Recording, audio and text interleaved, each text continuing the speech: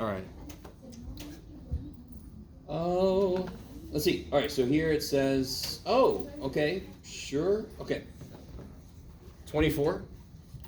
So that one we've talked about a couple times. The funny thing about number 24 is you can actually just factor that, right? We've talked about that one before. How do I know I could just, how many terms are there in number 24? 4.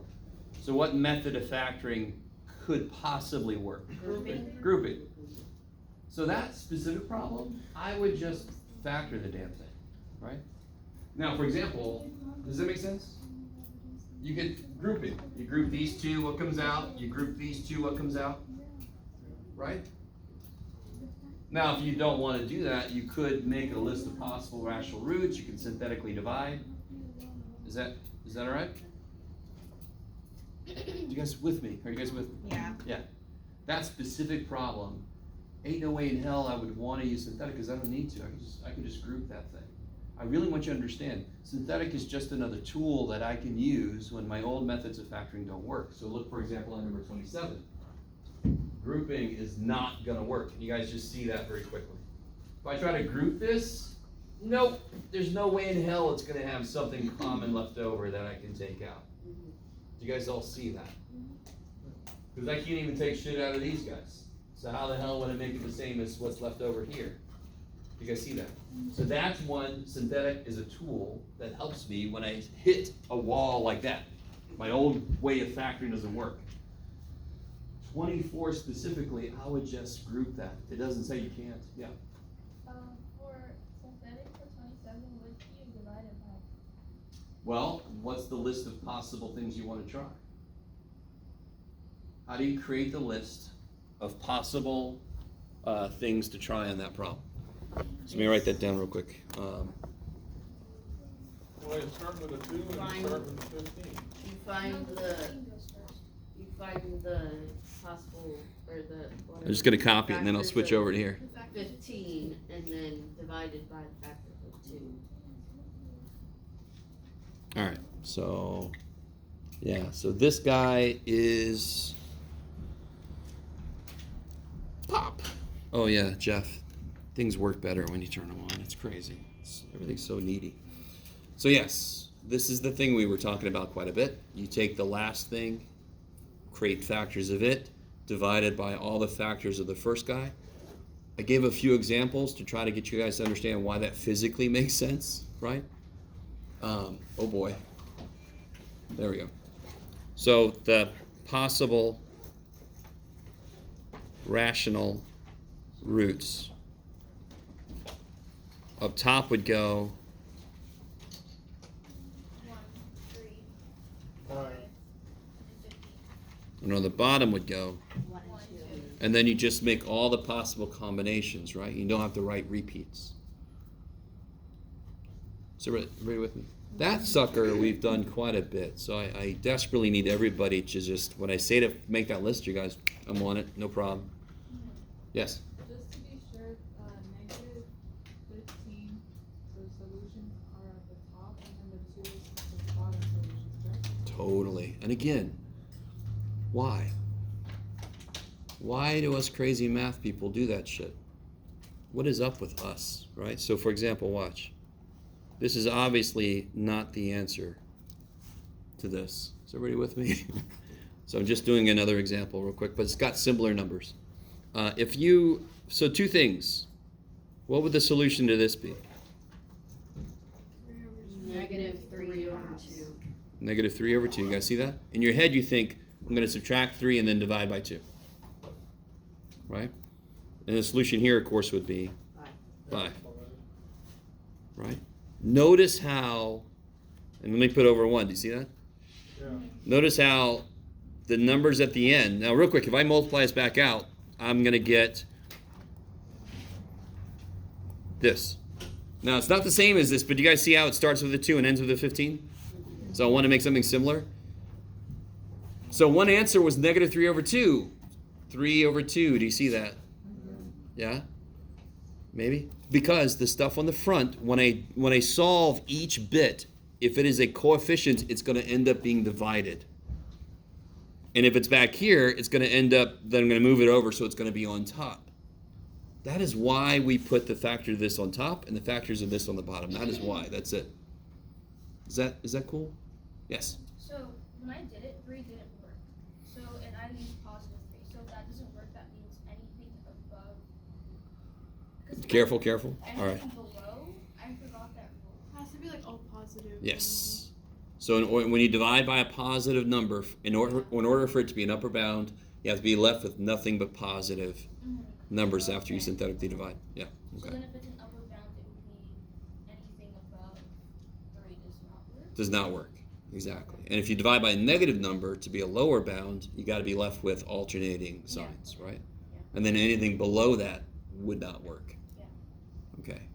So what I normally do on a test or a quiz is I'll say synthetically divide by -8. Explain your results, right? Yeah. And then on the next thing I'll say update your list. So now you can just cross out everything And below -8 because it's going to be a lower bound. That's why I made you do it. And if it's neither upward or lower bound, then like that rule is just try the next one. Yeah, if it's neither bound, you're like, oh shit, well, Yeah. either it worked or it didn't. At least that's information, but it doesn't give you more information. So it's nice when something doesn't work and it's a bound. You're like, thank you, little dude. I can cross out all the other stuff, right? Yeah. Okay, maybe. I don't know who was first. Go ahead, Sarah. I'll go this way. For 25 and 28, I just wasn't sure. So for the, for like when it's like grouped, when it says for the following exercises and all that. Wait, I are we didn't- still in this section here? Yeah, 5.6. Okay. On, Oh, 5, 6?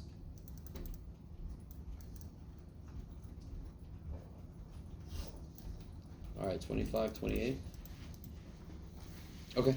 Yeah, so it says for the following exercises, describe the local and end behaviors of the function. Yes. I understand the end behaviors, but I wasn't sure what it meant by local. So around the vertical asymptote, for example, right? Okay. What's the vertical asymptote for number 25? Oh, okay. How do you figure out vertical asymptotes for things? You have to do it on the bottom. Bottom. Okay. So it would be -1/2. Good. X equal -1/2. So Yeah. really all they're asking is, does it do this? Does it do this? Does it do this? Right? So if I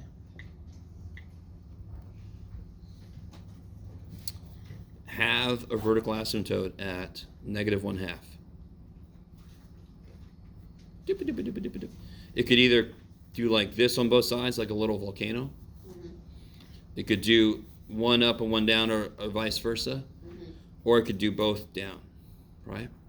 So how do you tell? Well, do you guys notice how this is to a first power, right? There's only one of them. So that means it's going to change signs on either side of this. The exact same way like it goes through, right? So imagine this. If you put a 0 in, what do you get? 1. One. So it's positive on this side. On this side, it's positive. So it's doing this kind of thing. If you put in like -1 into the bottom, what do you get? You get -2 plus 1, which would be -1. Yeah, but the top is also negative, so that's where you have to be careful, right? So that So, would be negative If you put in over something, 9.1. how do I want to say this? If you put in something, I want to say this very carefully. Yeah, if you put in something above -1/2, then you get, how do I want to say this? How do I want to say this? I'm not sure. So let's see, the vertical asymptote is x equals -1/2. So if you plug in, one thing you could do is just plug stuff in really close. So if you put a 0 in, you get 0, which is not very helpful, right? If you plug in, let's see, if you plug in a -1, you get -1 over -1, you get +1. So at -1 is +1, right? So it seems to be, let's see, it also has an intercept there. So it seems to be here like this. And if you put in, now this is getting a little gross for this problem here. If you put in -1/4, it's a little grosser than it should be. Let me think what they really want you to do on this one. Here, let's do this. This book sometimes does weird things. Let's see.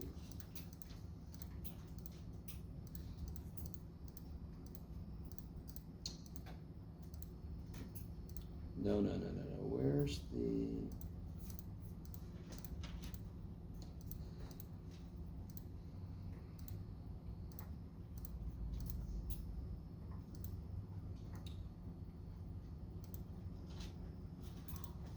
No. Okay. Where do they do local?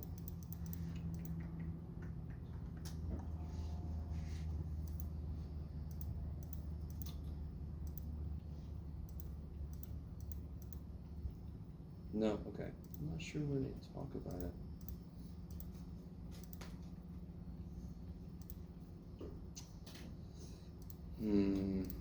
So it could be... Which question was it again? 25. 25, okay. You can see the answers, right? So 25, end behavior is straightforward. That's horizontal asymptote. Local behavior is vertical asymptote. And then you want to figure out, at the vertical asymptote, is it going up on both sides? Is it going down on both sides? What's it doing, right? Sometimes the functions, there's going to be a little more to them. There's no x-intercepts on this side. So if it's up here, that means it must be going to positive infinity on that side. Is that cool? Okay. Notice... Why, Good. how do you know that it's going to positive? So at -1, it's at 1, correct? Mm-hmm. Okay, so it's right there, which means it must be doing this kind of thing, because there's no x-intercept for it to be able to go this way. Okay. I like it. How do you know there's no x-intercept? The only x-intercept is at 0, right? You guys see that? The only place this function can be 0 is at 0, right? So would it, like the other side would go through 0 into positive? Yeah, the other side could either do this, or it could do this, right? Yes. But on -1 it says +1. I don't know why. Totally it does. Totally. Don't you have to like graph it? What do you mean? All right. So when I plug a -1 in, I get -1 over -1, correct? Which is 1. And then I plot the point. Right? Is everybody with me? All right. So.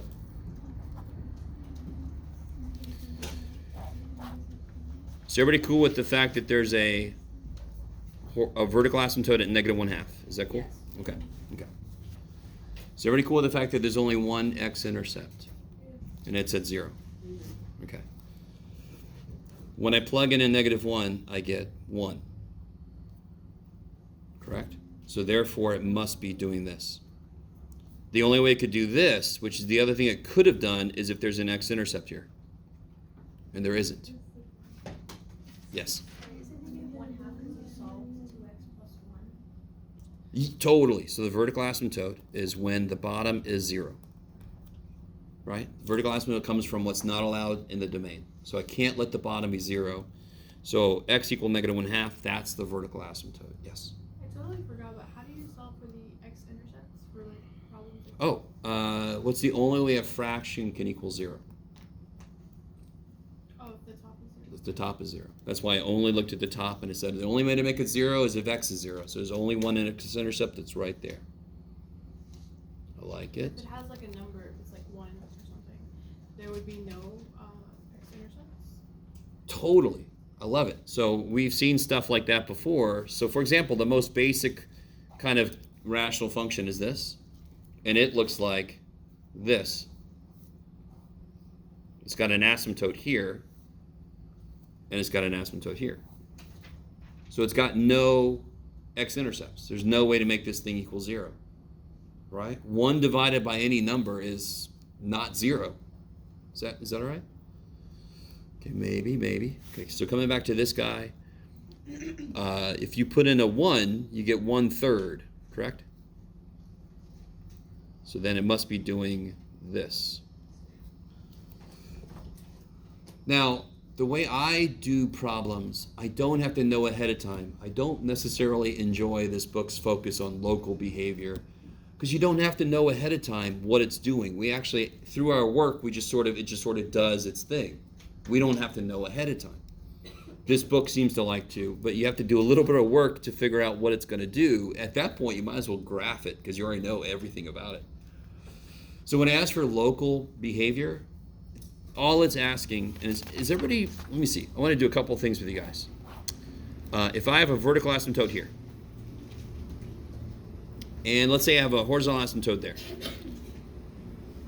can you guys all see there are two main regions that I need to figure something out about? And they are separated by the asymptote, the vertical asymptote. Over here, it could either be up here or it could be down there. Over here, same idea. It could either be up here or down there. Is everybody with me? I like it. I always get somebody do this or something. I don't know. But anyway, that doesn't make any sense. So you have to be approaching those walls, right? So that's why, like if I knew the x-intercept was here and there's a y-intercept there, okay, that side is totally determined. Is that cool? It's going to look like, okay, great. Now this side I don't know anything about except for the fact that I don't have an x-intercept down there, right? So I know it's going to be up here, and then you can just plug in whatever this is to really see where it is. That's why I say find some other points to assist in graphing. Is that cool? Sometimes I'll be nice and I'll actually say find f of 3 or whatever that is. But I will warn you, tomorrow I will most likely just say find some other points. Let's see. Let me throw something at you guys right now, because coupled with the fact that I feel bad that I wasn't able to finish grading everybody's 5, 5, 5, 6, 5, 7 that you turned in, and with the fact that I feel a lot of like, oh shit. Would anybody object if we moved the quiz to Thursday? You would object? Okay. No, I'm sorry. It's fine. I was just joking with him. He was shaking his head like, let's do it. And I'm like, oh, you're objecting. Let's do that. That way I can grade whatever you give me, 5, 5, 5, 6, 5, 7. I'll focus on looking at that for tomorrow. So you've got those to kind of study from. You've got more time to finish up the homework. Okay. And you've got more time to ask questions. Okay. Yes? I was at the Math Study Center last week, and one of the tutors showed me this like end behavior chart to memorize. And can I show you what it looks Sure, like? yeah, It's really yeah. weird. She like told me to copy it down. Oh, okay. Sure. I think. What was it? Because she was saying like if the leading coefficient is positive and then the degree is even, this is what it would look like if the leading coefficient is. Sure, if that helps. I try. All right. I have no problem with. So there's a little chart. I'm not even going to show you. But sure, I try to stay away from that because the more of that kind of thing math teachers tell their students, the more the students feel like, oh, this is so hard, I couldn't do it without that. Does that kind of make sense? Where, let me just ask you guys a couple things, just real quick. What would the end behavior of that be? Cactus. And be more specific, because they're going to have this cactus or I can have this cactus. And what's positive cactus mean? I'm not even sure how you're going to answer the question. Up on the right side. Up here and down there, right? Okay, you guys with me? Yeah. That adds stuff that you don't need, right? The idea itself is not something you need extra help with, unless you do. I really, if that helps you, totally. No, it doesn't. Okay. Real quick, what if it was this? Negative.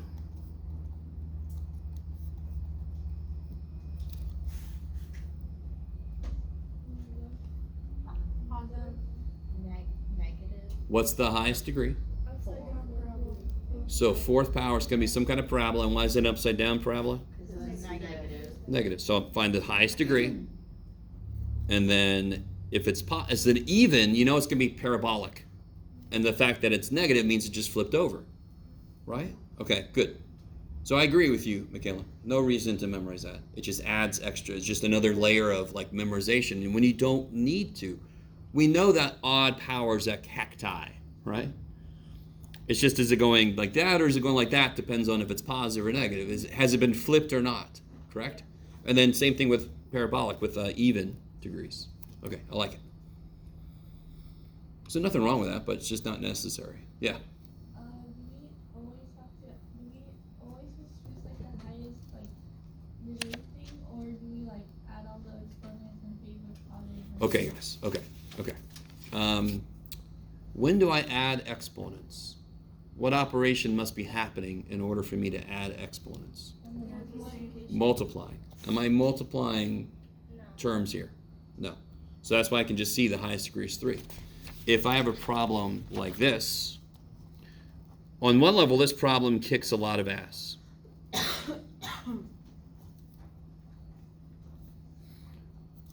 Because it's already factored, correct? Actually, let me do this. There we go. Make that a 3 there if you're copying this out. Way too many people telling me it's cubic, so therefore it's cactus. Why is that wrong? Because at one point you're gonna end up multiplying all of it together. And the highest, and I do not have to multiply this out. There's no need to multiply this shit out, please dear God. But do notice it is multiplication, correct? Mm-hmm. I am gonna get x terms, correct? Mm-hmm. And so the highest thing here is squared, cubed, cubed. So the highest thing overall, when I'm done multiplying, which I'm not gonna do, I'm just imagining myself doing it, will be 8. x to the 8th. You add With a number in front, who cares? Is it going to be positive or negative? positive. Positive. So what will the end behavior be? Uh-huh. There you go. All right. I like that. So if like the x, the power to the 2, like the first one, if the x was negative, the thing would still be positive, right? Yeah, so real quick, let me show you where they can sneak something in. Is everybody cool with that one? You can see the difference. There is multiplication happening, so therefore I do need to add the powers. This is nice because I can see the x-intercepts, but it's also not really tricky, but you got to be careful. You got to add the powers. What about this dude here?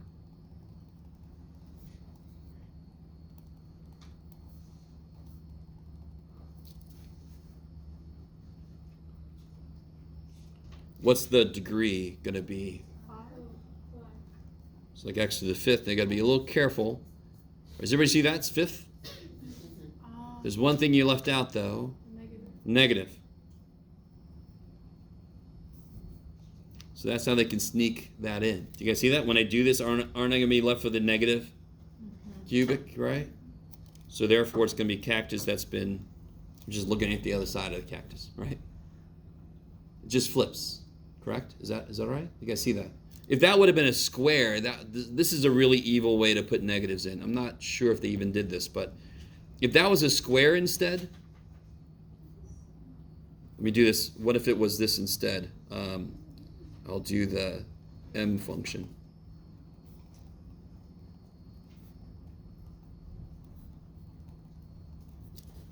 Now what am I working with?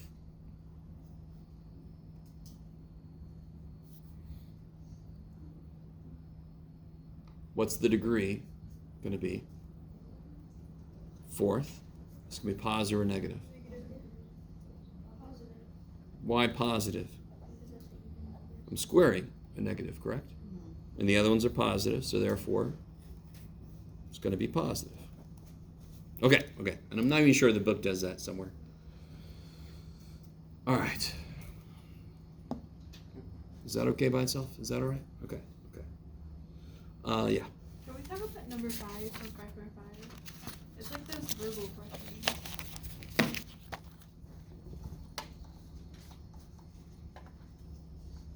Oh, all right. Can I graph? Oh, yeah.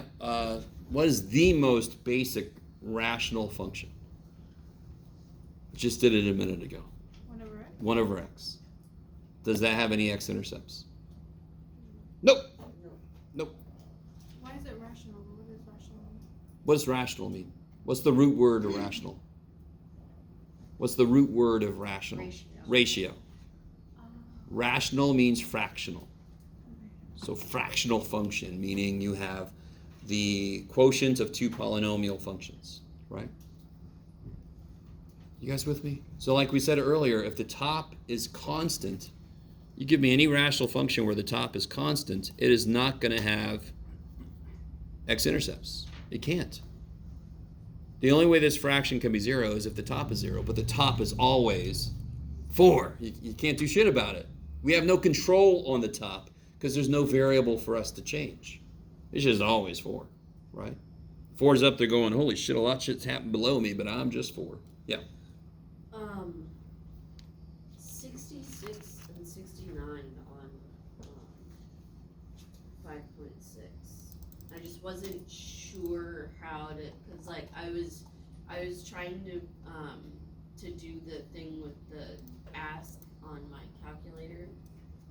And Sure. I got the X to do it, but I couldn't get the Y to do it. The y to do it? What do you mean? Like I couldn't put in numbers into my calculator for Y Oh, X. you don't want to. What am I doing? Clear. You don't want to. Okay, so real quick. Okay. So the function is x over x minus 3, right? Uh-huh. All right, so anybody wants to play along? Cause it says for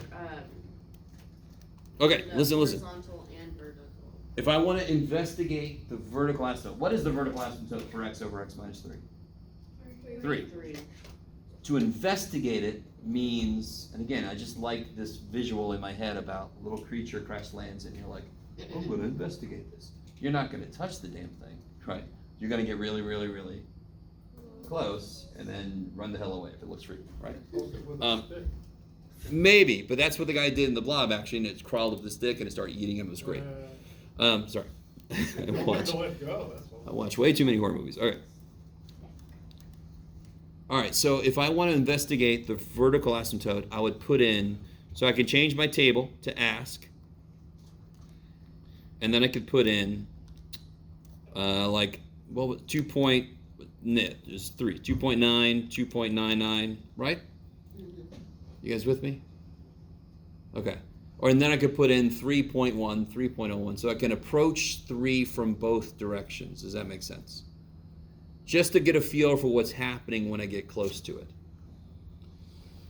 What's horizontal asymptote? What do I let happen to investigate a horizontal asymptote? I let x get really big. So in the table, I don't care about, I don't want control over the y.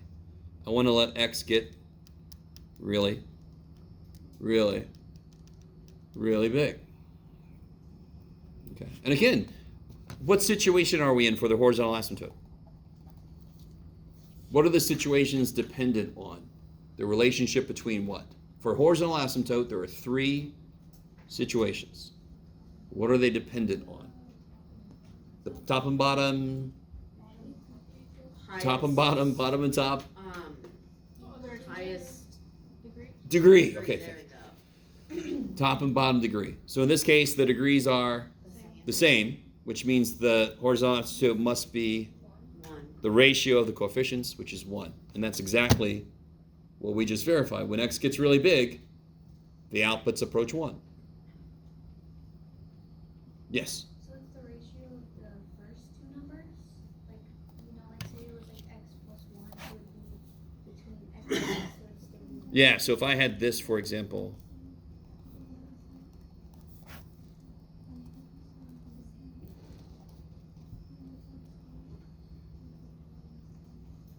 okay. What is the horizontal asymptote?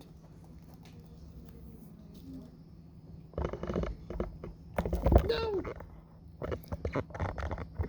Okay, sorry, I wasn't answering your question. What's the degree of the top? Circle that. What's the degree of the bottom? Circle that. What's the ratio of the leading coefficients? Leading coefficient means the coefficient of the highest degree term. So y equals -1/2.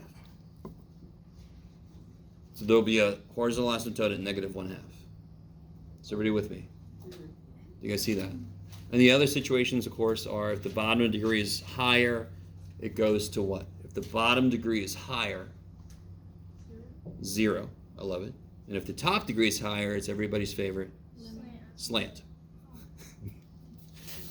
I say that just to see what kind of faces people make, and I got some good ones. Yes. When you said that you could have like a negative horizontal asymptote, does it mean like just the line would be below? Yeah.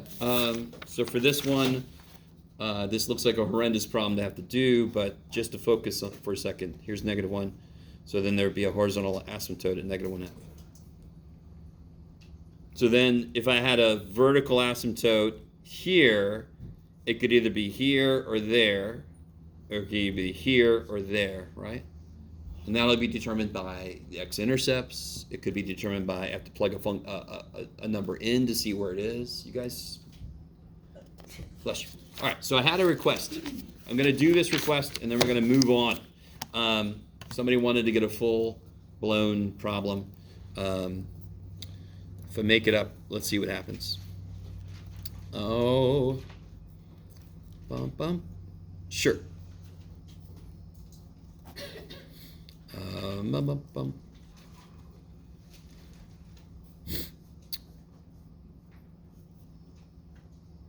Let's do, sure. Sure, why not? Okay. So this will be exciting. See what this looks like. So again, on the quiz, I'm going to say stuff like, the first question would be find all the intercepts. Second question would be vertical asymptote. Third question would be horizontal asymptote. To lead in that direction of finding those, what do I pretty much always want to do first? Factor. So just cutting to the chase. If I take a 2 out, don't I have x squared minus 4? Yes. And isn't that x plus 2, x minus 2? Is that all right?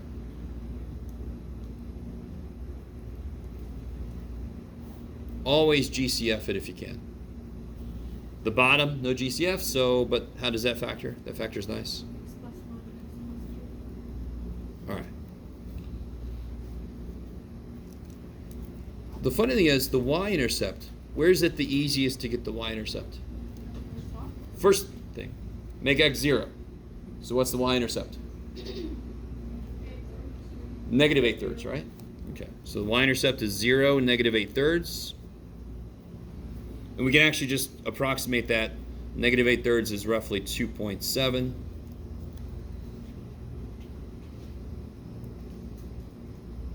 How do I find the x-intercepts? Well, those are nice now, right?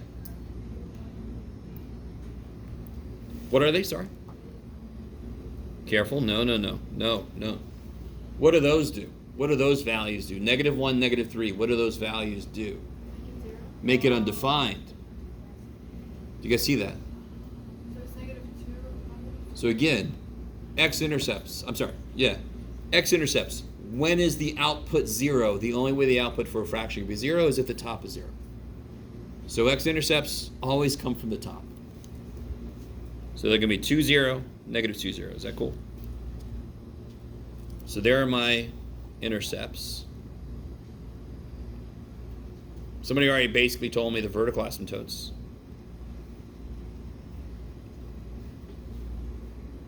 -1 x equals -1 x. 3. Okay. So I got 2 vertical asymptotes. What situation am I in for the horizontal asymptote? Same. Sorry, yeah. Where did 2.7 come Oh, it's just, are you cool with -8/3? Yeah. And then -8 divided by 3? Oh, it was 2.7. Roughly 2.7, yeah. Oh. We're going to graph this by hand, so, you know. And then what about horizontal asymptotes? Sorry. Degree's the same, right? 2/1, so y equals 2. I love it. Okay. Kick ass. Now, you guys, let's see. You guys start to get this thing graphed, and I'll give you a reminder. The last thing you figure out is the y-axis scale. Create something. You already know how far you want to go on the x. Right? So you can set up your x-axis, no problem. You can put in what we know so far, and then I'll catch up to you.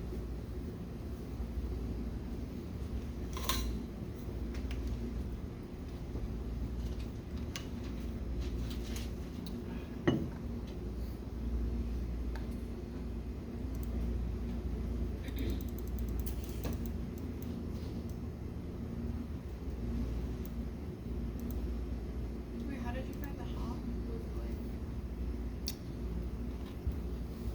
So vertical asymptotes always come from, just catching up to you. Vertical asymptotes always come from the domain.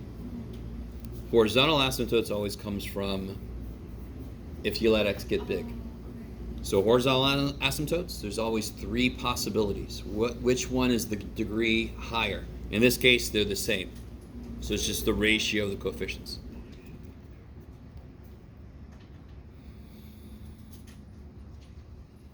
Okay, Alaka. I'm going to catch up to you guys. So let's see. Blah, blah, blah.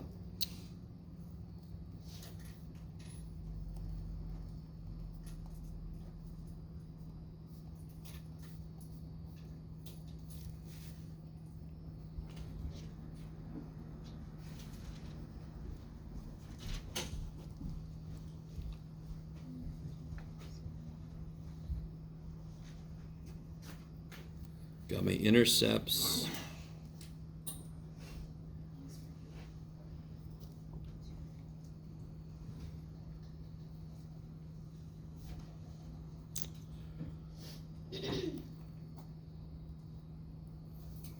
The multiplicity of both of these is what? Both these intercepts, what's the multiplicity?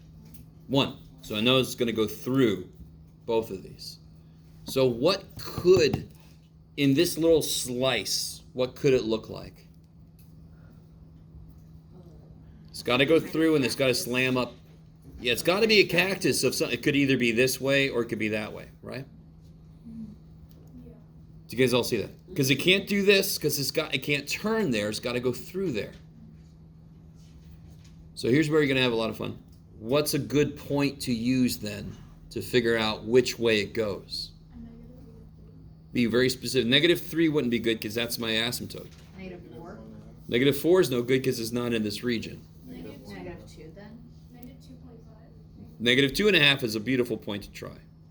If I know where this is, then if it's here, then I know it goes like that. If it's here, then I know it goes like that. Yes?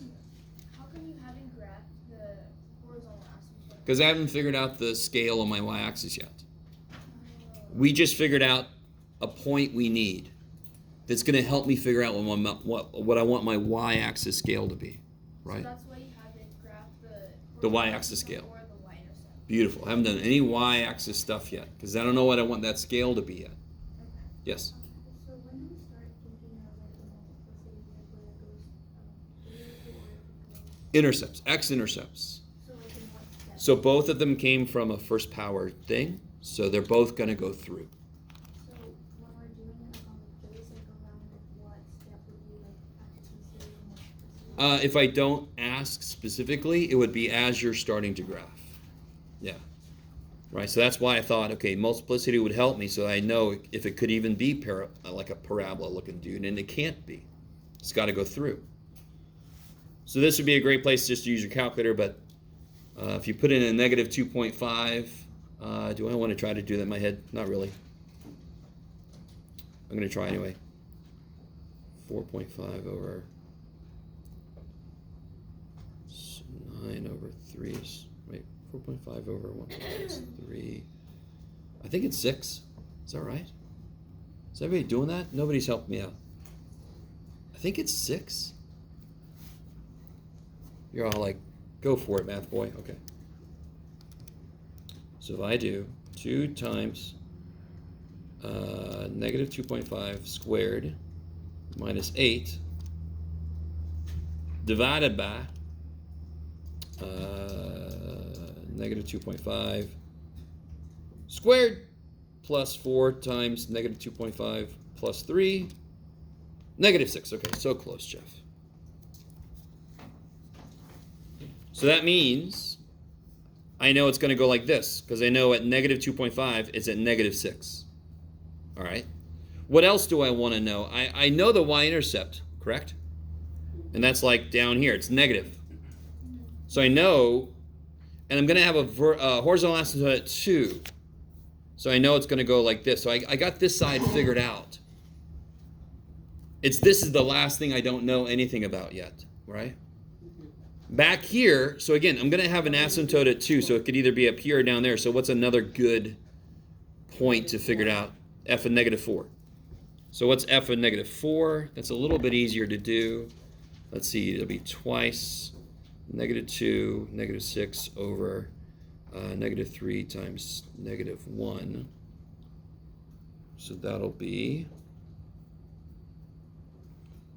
negative 8. That'll be 8, I believe, if I can trust myself. Yeah. Okay. So that'll be up here. So now I know. Now watch this. See how I have an output of negative 6? I have an output of 8. So I know I want this scale to be able to go there. So I'm not going to do by 1s. I could do by 2s. That makes sense, right? So now that I've got some information about outputs, I know what to make my scale. Let's do by 2s. 2, 4, 6, 8. What don't we appreciate? This stuff. This stuff. Okay. I really want you to understand. The reason I do the y-axis scale last is because I don't have enough information yet. I figure out what points I'd like to know the outputs for. I get those, and then I can figure out what my scale is. Yeah? I understand why we use 2.5. Why did we use negative 4 if it's on the other side of the vertical axis? Because I don't know if it's up here or down there. Okay. And I kind of know it's up here, to be honest, but still, it's not bad to kind of verify. So now I can put in this asymptote, and now you can see what I just said, why it makes sense. Back here, it could either be up here or it could be down there. Why do I already know it can't be down here? There's no x-intercept there. But now I've got verification. F of negative 4 is 8. So now I know it's doing this kind of thing. Whee! Yes? So you said that there is a horizontal asymptote. Right there. So between like the negative 3 and like the negative 1, like what would happen? Can it go through the When does the horizontal asymptote kick in? outside? When x gets really big. Is x really big here? Nope. So it can go through as much as it wants to. In fact, again, remember, I can go through a horizontal asymptote infinite number of times. All I need to do is get close to it. So I can get close to it from one side, I can get close to it from the other side, or I can get closer to it by just going around it and getting closer to it. So when it reaches like a very big number, it doesn't touch it, or does it touch it? So horizontal asymptotes, I could totally have a horizontal asymptote right there, and I can have a function that does this. Wee-haw, wee-haw, wee-haw, wee-haw.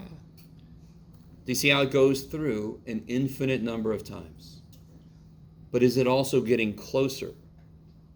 Okay. That's all a horizontal asymptote wants you to do, is get close to it. It's all scared. It says, give me a little hug. So we just got to get closer to it over time. So does it That's all it magically wants. go through it? Yeah. Vertical asymptotes say you cannot exist here, right? You can't go here. So they are strong walls that you have to slam up against. Okay. I like it. All right. Now back here, f of negative 2.5 was negative 6. So now I know it's doing like this.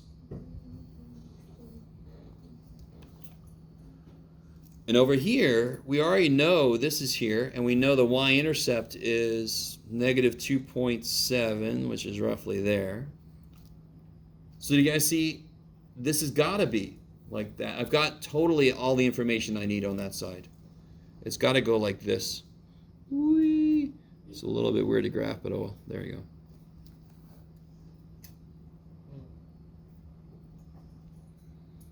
Is that all right? Yes. When you plug in your outputs, are you plugging it into the factored equation or the original? Either one. Me, I normally use the factored one. That's what I kind of wrote. See all this mess here? It was me plugging in stuff into each piece. Okay. Because it's just quicker. Yeah. And what you graphed on the y-axis is like your estimate of where 8/3 is? Totally. Yeah, negative 2.7. So halfway is negative 3. So I went a little bit. And again, we're doing it by hand, so it doesn't have to be perfect. Yes. Okay, so how do you know like this side is not a cactus? It's just like this. Which, you mean this side? Yeah. Well, all right. But it can go through. Oh, the- it can go through. It could possibly be that it goes through, but then it's got to come back down to it. To get closer to. Okay. And the amount of information that we have, I can't be that precise. I don't want to see that. Maybe it does go through. It almost doesn't matter right now. All I need to see is you understand the work you did and what it leads to. Could you figure out, does this function go through the horizontal asymptote? Yes, you could. In fact, you guys all know how to do that. What was the horizontal asymptote? Y equals 2. So if you make y equal to 2 and solve it, you could see if it actually goes through. Do you want to? I could do a bonus question, I guess. I'll do that.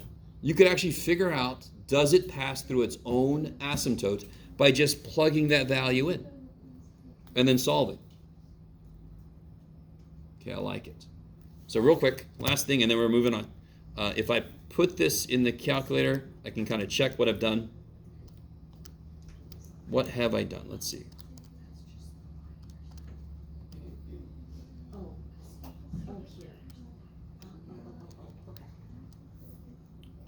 Let's do zoom 6.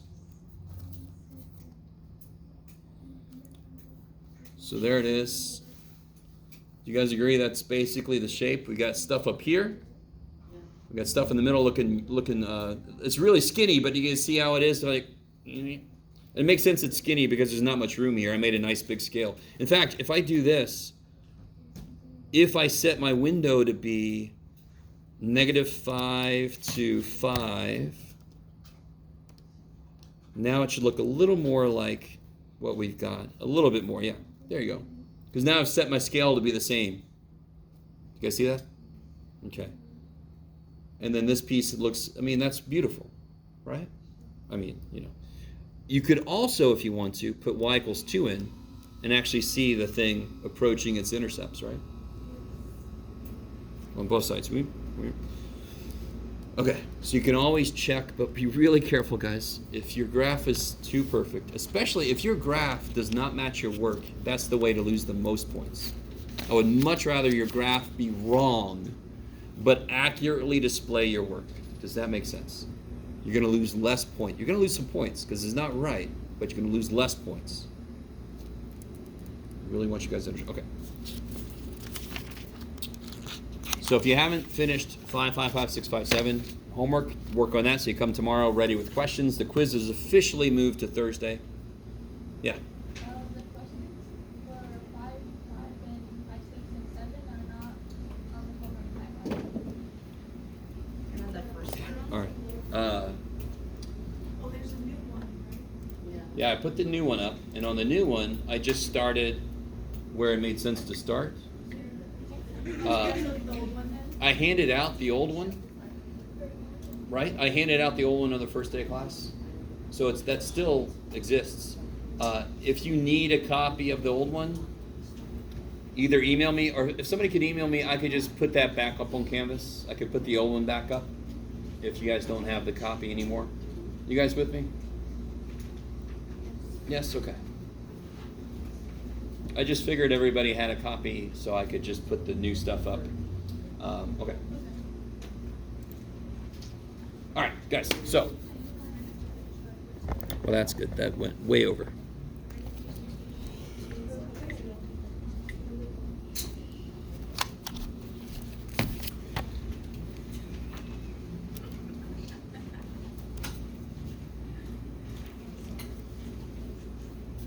All right. Up. Whoa. Okay, that was freaky. So, last time we sort of talked a little bit about. I'm just gonna put the general form down. Exponential functions, right? Okay. When can somebody just? Do you guys remember the shape these always take?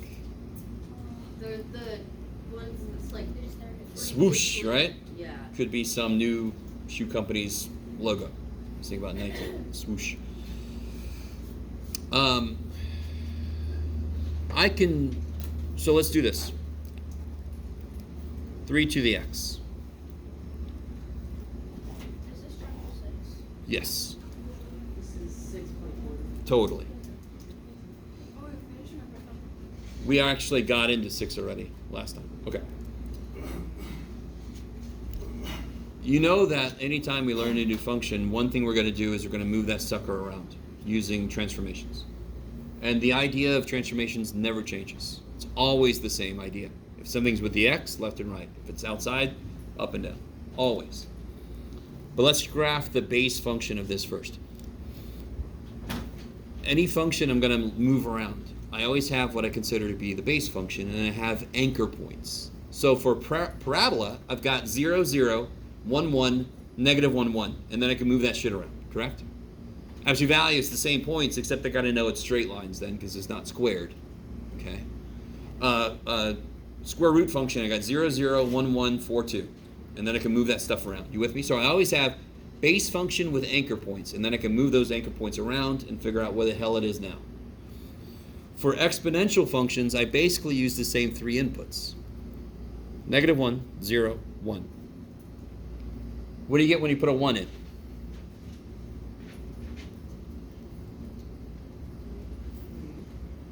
That's crazy. What do you get when you put a 0 in? 0. Careful. Wait, 3 to the 0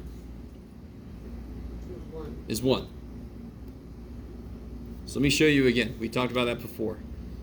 If I start with 1, how many 3's do I have? How many 3's do I have? 0. I got no 3's, right? Are you with me? If I multiply by 3, don't I have 1 3 now? Yes. If I multiply by another 3, don't I have 2 3's now? So this is 3 squared. Everybody with me? If I take a 3 away, isn't that 3 to the first now? Yes. If I take a 3 away, I'm back to 3 to the 0. I got no 3's. Yeah. Anything to the 0 power is 1. Because it just means I got none of that shit. What do I always... Anything you write down. Anything you write down. Y. 3. Square root of 11. What is understood to be in front of that? 1. 1. 1. So if I got none of these things, I got the 1 left over. Okay.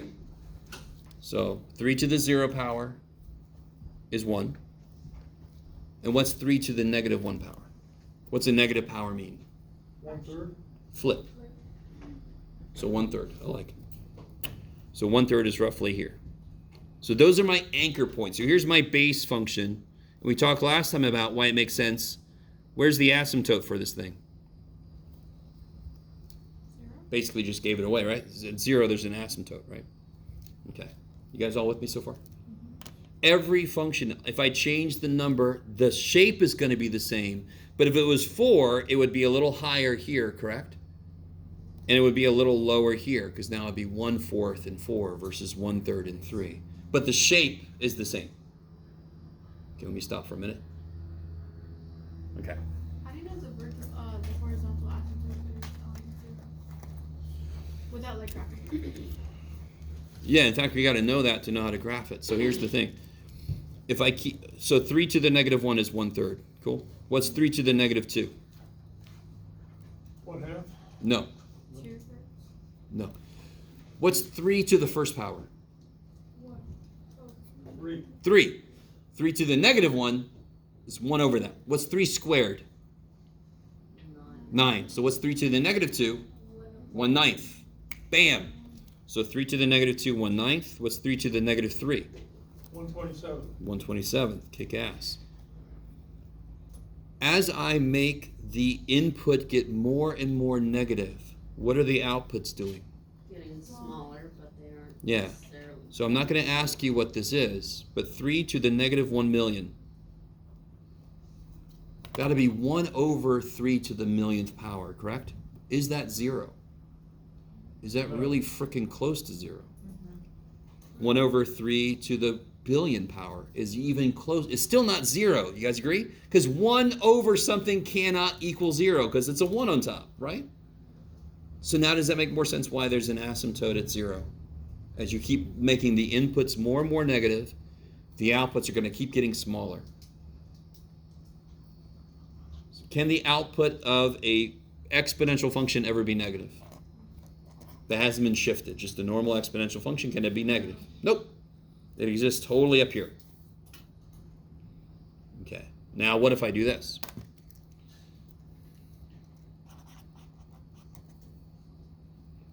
Uh, 3 to the x plus 1 plus 1. And you all know this. You all know this. It doesn't matter what function we're looking at, square root, absolute value, parabola. The shifts are always the same. So which way is it going to shift? What are the transformations? It's gonna shift left Left one and up 1. up 1. Left 1, up 1. So you take every point, each of your anchor points, because you're nice to yourself and you gave yourself anchor points, yes? You treat it like it's in a parenthesis. Uh, In the sense that it's understood that that plus 1 is up here with the x, right? If I put a 2 in for x, wouldn't this be 3 cubed? Okay, so it's, Yeah. it's by the x. So I really like that you said that because there are situations where there are understood parentheses. One of them is this. If I do this, that's the same as, those are the same. There's understood parentheses here.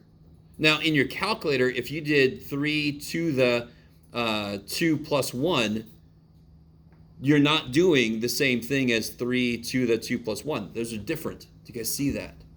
Because you're going to do 3 squared, and then you're going to add 1. Shit. So the poor calculator does not have eyeballs, which is why in this case I have to actually tell it, oh yeah, there's parentheses, so the whole damn thing goes up there.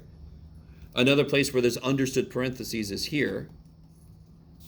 There are understood parentheses here and there. We don't need to draw them for us because we have eyeballs. I can see the big-ass division symbol. If I put divided by in the calculator, it doesn't see a big-ass division. I've got to tell it, oh shit, there's a top and there's a bottom. I like it. I like it. Yes? Oh, so we wouldn't multiply it by 3. We would just do like, you know how like before if it was like 3 times x. Oh! There is no multiplication by 3 happening here. Is that understood? This is 3 to the. If I put a 3 here, then that would be acting on that. Okay. So when we would graph that, it would just be left 1, up 1. Left 1, up 1. We wouldn't acknowledge the 3 What do you mean? Sorry. because, like, as she was saying, What was the base function? The base function had a 3 in it. 3 to the x, right? oh, okay. Yeah, Okay. yeah. The number 3 is a part of why the shape is this. So yeah, you technically ignore it. So that sets up the shape. These set up what to do with the points, right? Okay, the 3 is not an extra thing that I've added. It was there already, yeah. And so if that 3 was a different number, the shape would be the same, just the scale? Yeah, it would go up faster if it was a 4, right? If it was a 4 to the x, wouldn't this be a 4? 4 to the 1 is 4. 4 to the negative 1 is 1/4. So it goes up faster and it goes down faster. So it just do this, right? Yes. So, what if like the x, like in the exponent, had was multiplying by? All right, we'll do that next. Okay. So I just wanted to lay the groundwork. I want to do some really simple transformations, right? That's a really good question. Totally. And that's why we're going to do that next. So back 1, up 1, back 1, up 1. Now here I got to be a little careful. This is at 1/3, right? Mm-hmm. So if I go back 1 and up 1, where do I end up? Right now I'm a third above 0. Is everybody cool with that? So back 1 and up 1 going to be a third above 1. Is everybody cool with that? Where's the asymptote to begin with? Here, right? 0. The x-axis, right? Is everybody cool with that? Yeah. That's just a property of exponential. If I move it left and right, does the asymptote give a shit? How far does the asymptote go? All the way. Forever. So if I move it left and right, it's like nothing's happening. Yeah. Did I move everything up or down? I moved everything which way? Up. Left and up. Left I don't give a shit about because it's infinite. So if I move it left, it's like nothing happened. So then I'm going to move the asymptote up 1. Oh, so that's what that plus one means. Plus 1 just means move everything up 1, correct? Including. Didn't we move? I moved every point back 1 up 1, back 1 up 1, back 1 up 1. The asymptote goes up 1 also. Sure, you can say move it left 1. Sure, feel free. It's still an infinite line. Who cares? Up 1 is what matters. So now now it's going to look like this. I just shifted the whole picture up 1 and back 1. Okay. Transformations, always the same. They always do the exact same thing. It doesn't matter what function we're working on, but we have to know the shape of the function.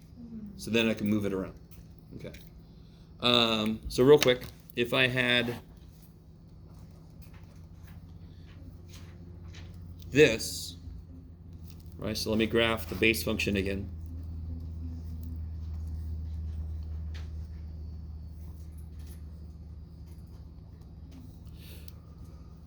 So 0, 1, 1, 3, and negative 1, 1/3. Those are my anchor points. Here's the base function.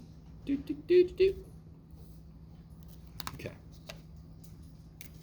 See if you guys remember this. This one's going to be a little bit freaky, but oh well. Too bad for us. It's in with the x, correct? Mm-hmm. That is going to be a stretch or a compression, right? Why did you guys say left 1 up here? Because we do the opposite, right? Yeah. So this looks like somebody might look at that and say, oh, I double the x's, but we know better. What are we going to do with the x's? Cut them in half. So it used to be 1 went to 3. Now 1/2 goes to 3. Take every x, cut it in half. It used to be 0 goes to 1, half of 0. Okay, 0 still goes to 1. Okay, great. All right. And then negative 1 used to go to 1/3. If I cut that in half, what's half of negative 1? 1/6. What's half of negative 1? Negative 1/6. Half of negative 1 is negative 1/2. So now it's going to go to a negative 1/3. I'm sorry, 1/3 of negative 1/2. So it's a compression. I just push it in. So now it's going to look like that.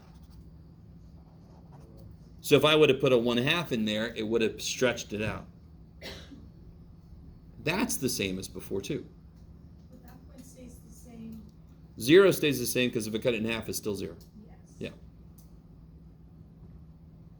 Now, if I put a 1/2 in front of this, it would just take all the outputs and cut them in half. Why did this one affect left and right? Because it's with the x. So that affects left and right. If I put a number out front, that would affect up and down. Okay. Wait, what are you cutting in half for like the graph? So when did it go to 3 before? At 1, correct? Okay. Now I cut that x in half. Now it goes to 3 at 1/2. But you don't cut the 3 in half. Because I'm not affecting the outputs. I'm affecting the inputs. Why do I know I'm affecting the inputs? Because 2 is with the x.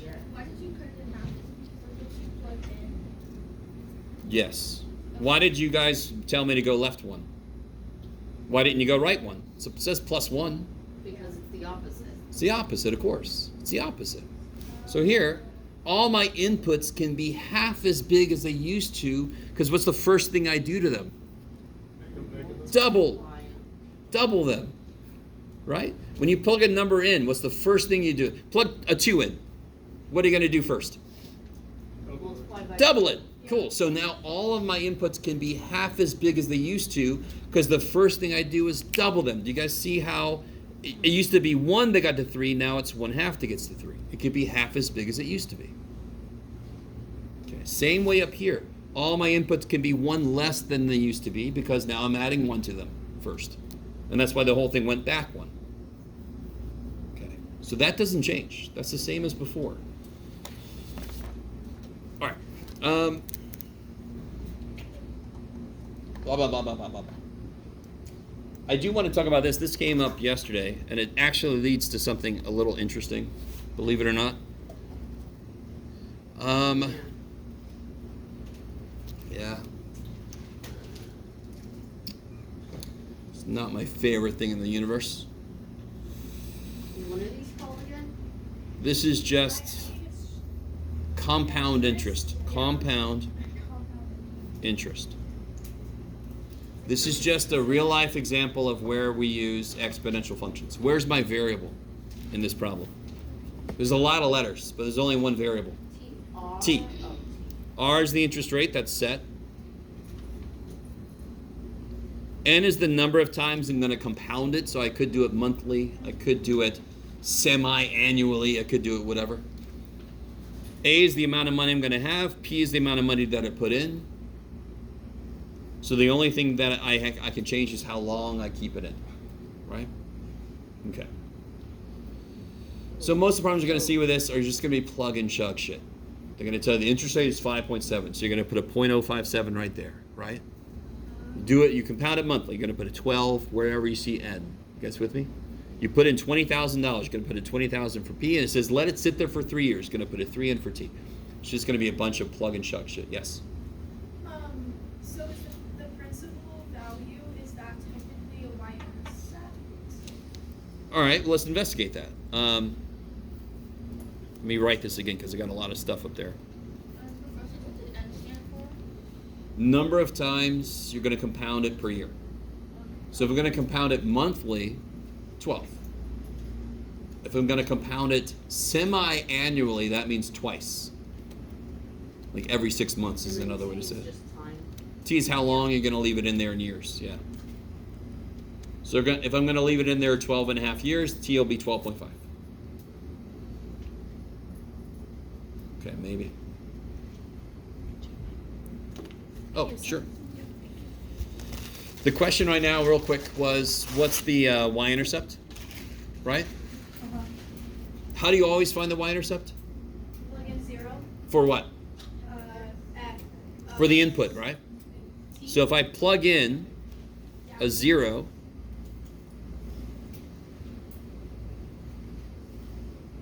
yes? Yeah. N times 0 is 0. What's anything to the 0 power? 1, so A equals P, so P is my intercept. Which makes sense because Oh, yeah. the minute I put money in the bank, how much money do I have in the bank? That much money. Yeah. So after 0 years, I should have the amount of money I put in the bank. I like it. Okay. Now, heater just came on. If it's annually, would it just be 1? Yeah, annually would mean N is 1. Yeah. Interest rate. This is so desperately not that important. It really It isn't. kept popping up, so that's I know. why mentioned. I know, it's just, but most of them are just plug and chug. The one interesting thing about this is if I let P equal 1 and I let R equal 1 and I do this kind of thing and I let T equal 1. So then I end up with this expression, right? If I just do that, P equal 1, T equal 1, R equal 1, I get this.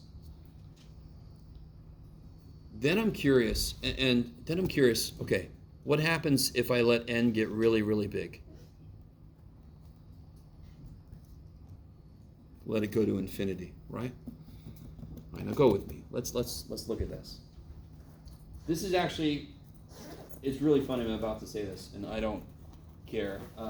This is one of the more boring places this fact comes out of. I'm going to do it real quick because it's the main place it came out of, and then I'm going to show you a more interesting place it comes out of. What is it? You'll know in a minute. So let's all put this function in. The function again was parenthesis 1 plus 1 divided by, we're going to use x, right? 1 plus 1 over x to the x power. So let me ask you a question. What is happening with 1 over x when x gets really big? 1 over x when x gets 1 divided by x. If I let x get really big, that's going to go to 1 divided by x. Really close So to 1 0. divided by 10, 1 divided by 1,000, 1 divided by a Close to billion. 0. That's getting really small, correct? Mhm. So I'm getting 1 plus freaking small. But the 1 doesn't matter. Oh. And then I'm raising it to something that's getting bigger and bigger, correct? Mm-hmm. Do you guys see that? Yes. Is the inside ever equal to 1? If I let x get really big, does 1 over x actually ever equal 0? No. No. So I'm getting 1 point something to the big ass number. Now 1 to the biggest number, what is that? What is 1 to any power? 1. And what is some number bigger than 1 to a giant power that's going to be huge? Right? So for example, let me come out of here real quick. If I do, I swear, I always lose time. If I do 1.1 to the 10th power, if I do 1.1 to the 100th power, all right, that's getting pretty big pretty quick, correct? You guys with me? Yes. But the inside of this is getting really, really close to 1. Do you guys see? Because 1 plus something going to 0. Are you with me? But it never quite gets there. This power is getting stupid big. So there's competing things happening. If this ever got to 1, the answer would be 1. If this doesn't get to 1, the answer will be infinity, because if I let the power keep getting bigger and bigger, it's just going to grow stupid big. The fact that those are both happening at the same time means there's a certain place it just sort of agrees to be at. So let's do this. Everybody's got this in the calculator. If you have a calculator, want to play along, go to your table and let's start investigating this. Let's clear this stuff. Oh, how do you do that? I always forget. Delete, delete, delete, delete. There you go. So if I let x get big, so 10, 100, 1,000, and then just put a bunch of zeros in. Let's see what happens, right? Eventually I'm going to get just, yee-haw. It just sort of, oh shit, what have I done? Oh, the poor little calculator freaked out. Sorry. Ignore that last one. That's too much for it. So let's just not do something too crazy. 1, 2, 3, 4, 5. Is that going to be all right? Yes, okay. There is a number that it sort of kind of balances out at. It's not going to be 1 because the inside's never 1. It's not going to be infinity because the inside is getting smaller and smaller and smaller. So it sort of agrees at this. Side note. Hold on to that. That's a special number then. This somehow is a special number. And that, of course, is not the entire number. Side note. Do you guys know where the hell pi came from? Sure. It's a good thing to say is circles. Sometime in history, we realized if we take the diameter of any circle and divide it into its circumference, we always got the same number. So the Egyptians did it, and they got 22 over 7. So if you do 22 divided by 7, it's pretty close. So for the fact that they were living in ancient times, that's pretty damn close to get to the actual value. So I don't care how small your circle is or how big your circle is, right? You take the diameter and you divide it into the circumference, you always get the same number. So of course we gave it a symbol. That freaked us out. Well, like that shit must be, when you go back in the day, they thought it was given to them by the gods. So they had to give it a symbol. So we gave it the symbol pi. Everybody with me? We just did something a little similar. We got a number that sort of came out of nowhere that's kind of a nifty number. It's not quite as nifty as pi. Poor little dude, there he is. So we gave that the letter, I don't know if anybody knows, E. What? Euler's number? Yes, Euler's number. And that's not the letter E because his name starts with E. He was giving a bunch of letters to a bunch of numbers, and this just happened to be when he was at E. I've never heard of that. Okay, no problem. Crazy. If you look at your calculator, do you see here E? E to the x? Oh yeah. So everybody do, if you have a calculator, if you do E to the first power, you get 2.7183 is what the calculator showed us, right? But that's the rest of it. Or that's not the right, it goes forever. You guys with me? Yes. And that's different than the E that's like E10 to the... Totally, it's a capital letter E. That means times 10 to the... So what number? We only have so many letters, so, What number does E represent? This, What is that? Oh, okay. that's the number E. Well, what is it used for? By the So special? much. So much. If I use the letter E to represent, like, the way it's used most often is to represent population growth. Throw a couple of rabbits in a room, give them some food, and give them some time, right? You're going to end up with a lot of rabbits in the room. So if you model how many rabbits are in the room over time, you could use the letter E, and up in the exponent will be the rate. So if it's 1% growth rate, I'll see a 1% right there. It is the base that models growth the best. The more interesting place it comes from, remember 1 over x? Yeah. Okay. I just want to tell you this because this is the more interesting place it comes from. And this is a really weird question. I don't care. If I start at 1 and I go up to something, do you see how there's like an area here? Yeah. And it's a weird shape area, correct? That's not something we could do from geometry. We could do it in calculus. The question somebody thought of was, how far do I have to go until there's an area of 1 here? And the answer is you go up to e. If you go from 1 to e, underneath the 1 over x function, there will be an exact area of 1. Which again, I understand, that is to me more interesting than the business approach, right? But a really good question you guys would have is, why did they even give a shit about that? Right? But there's a whole thing about that too, but it's at least it's more visual, it's a little more interesting, and then maybe you're curious about how the hell did they figure that out, and that would be calculus. Yeah. Calculus 1, you could actually prove this. Not too far into about 3/4 of the semester in, you could prove this. So did he use that one or the other one to figure it out? What was his name? Euler did the other thing. The other thing. Yeah, which is fine. Euler did too many things. Calculus just had to find that and they were like, oh. This is just another way to see where so pi comes up out of a lot of different places. Pi comes out of probability a lot, which is weird. E comes up in a lot of different places, which is, again, another reason we gave it its own letter. All right. Okay, so I moved the quiz to Thursday. Tomorrow, we're definitely getting further into Chapter 6. E, I think, real quick, E was in section... Sorry, guys. Yes.